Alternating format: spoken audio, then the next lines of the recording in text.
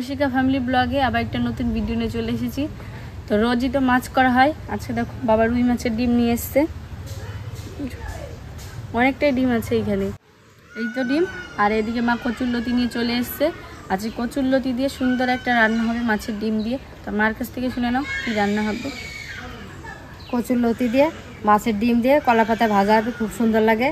আরও একটা তরকারি হবে, তা আপনারা সাথে থাকুন, দেখতে থাকুন। আমরা 4-5 দিন কোনো ভিডিও করতে পারিনি, মা তো বাড়িতে নেই। বলেছিলাম যে আমার বড় ননদ যাবার শরীর খারাপ, উনি তো মারা গেছে, তার জন্য আমরা ভিডিও দিতে পারিনি। একটা ভিডিও করা ছিল তবুও পোস্ট করতে পারিনি, আমরা ওইখানে যাওয়া আসা দৌড়োদৌড়ি। তার 4-5 দিন পরে আজকে একটা ভিডিও নিয়ে এসেছি। তাহলে সাথে থাকো, দেখতে থাকো কীভাবে কী করি। তাহলে একটা কলার পাতা কাটিয়ে নিয়ে আমি কচুরলতিগুলো বেছে নিই। আর চিনিও দাদুর সঙ্গে একটু ঘুরতে গেছে। কোথায়? আর সেটা ঘরে দেখ নিয়ে দুটো পাতা নিয়েছি, কাটো পাতা। হ্যাঁ কাট। তা আমি এদিকে কচুরলতিগুলো বেছে নিচ্ছি।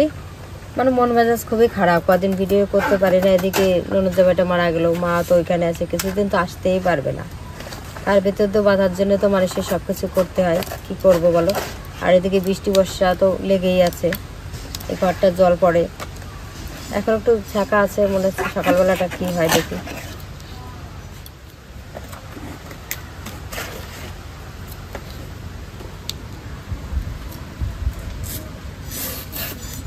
হ্যাঁ থাক, এটা তো থাকলো, ধুয়ে নিয়ে।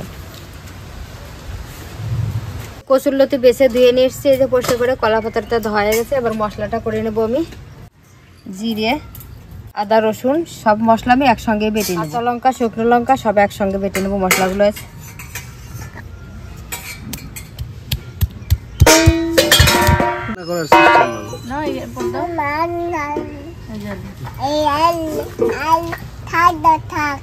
শাক দেবো।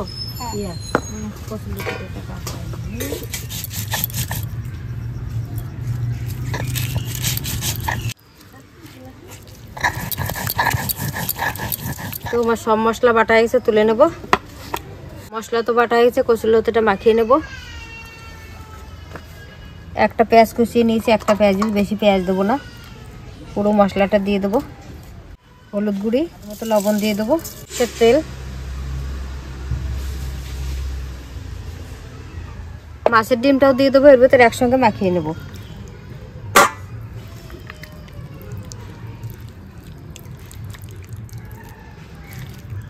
মাছের ডিমটা একটু ছোট ছোট করে নেব। কচুরলতি আর মাছের ডিম একসঙ্গে ভালো করে মাখিয়ে নেব। এই গন্ধতেই মনে হচ্ছে খাওয়া হয়ে যাচ্ছে, এত গন্ধ বেরিয়েছে, খুব সুন্দর একটা গন্ধ বেরিয়েছে।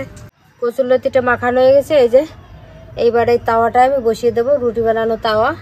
কলা পাতা নিয়ে নিয়েছি, তলায় কটা বেশি করে পাতা দিয়েছি, পুড়ে যাবে। আর এই যে উপরে পাতাটা দিলাম, তেল দিয়ে দেবো। এবার কচুরলতিগুলো সাজিয়ে দেবো।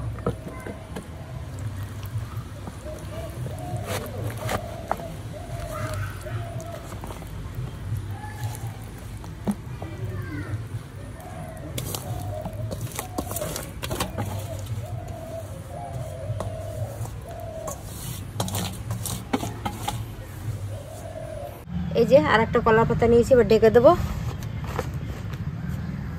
উপরে একটা ঢাকনা দিয়ে দেবো। এবার উনুনটা জ্বালিয়ে নেব। তো আমাদের এদিকে এবার একটা অনুষ্ঠান আছে, তাই বেশি কিছু করতে পারছি না, শুধু ওই কলা পাতা ভাজাটাই করবো, কচুরলতি। আর আরও সবজি এনেছিলাম, তরকারি রান্না করব, কিন্তু ওইদিকে একটা অনুষ্ঠান আছে, মাইক চলবে, ওর জন্য আজকে ছোট্ট করে একটা ভিডিও করছি আমরা।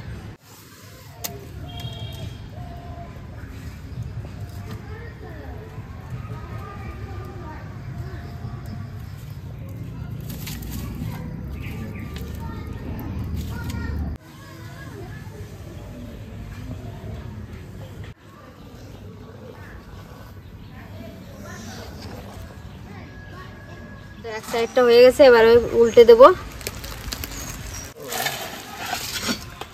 তাই এটা এবার উল্টে নেবো। এই যে পাতা নিয়ে নিয়েছি, এই যে এবার বসিয়ে দেবো। সুন্দর হয়েছে দেখো এই সাইডটা।